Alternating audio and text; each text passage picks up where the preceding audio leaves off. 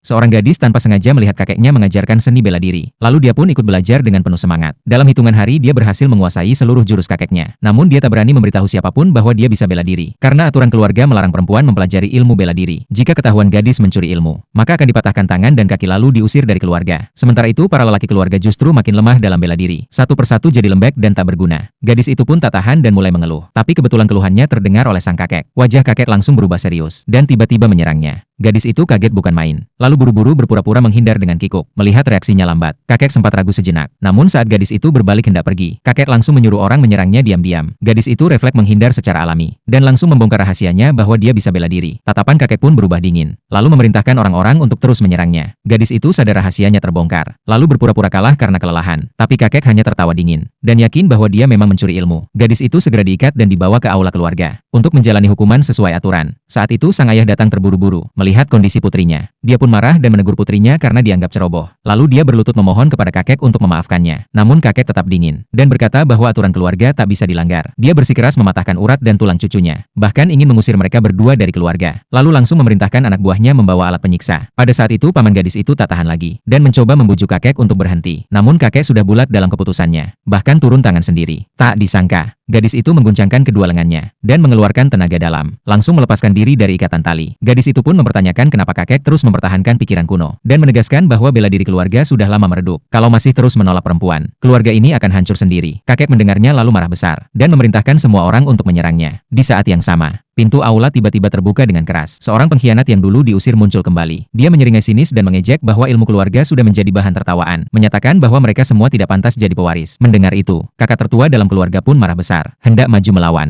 namun langsung dikalahkan hanya dalam beberapa jurus. Pengkhianat itu makin sombong, dan menyuruh semua orang menyerangnya bersama-sama. Lalu dengan penuh hina menunjuk mereka satu persatu. Siapapun yang kalah harus mengganti nama keluarga dan keluar. Bahkan memaksa kepala keluarga merangkak lewat bawah selangkangannya. Gadis itu pun akhirnya tak tahan lagi. Namun pengkhianat itu masih terus menantang kakek. Melihat itu gadis itu langsung berdiri di depan kakek, dan bersumpah siapapun yang ingin menyentuh kakeknya, harus melewatinya dulu. Tak disangka detik berikutnya, kakek justru menampar wajah gadis itu, dan membentaknya karena ikut campur urusan keluarga. Kali ini, kakek memutuskan turun tangan sendiri. Semua orang mengira harapan akhirnya muncul. Namun tak diduga, jurus pengkhianat sangat aneh. Kakek yang sudah tua tak sanggup menahan. Tak butuh waktu lama, kakek pun dikalahkan dan terpental ke belakang. Semua orang menahan napas menyaksikan kejadian itu. Pengkhianat berteriak marah, dan menghantam kakek dengan satu telapak tangan, hingga terpental di tempat.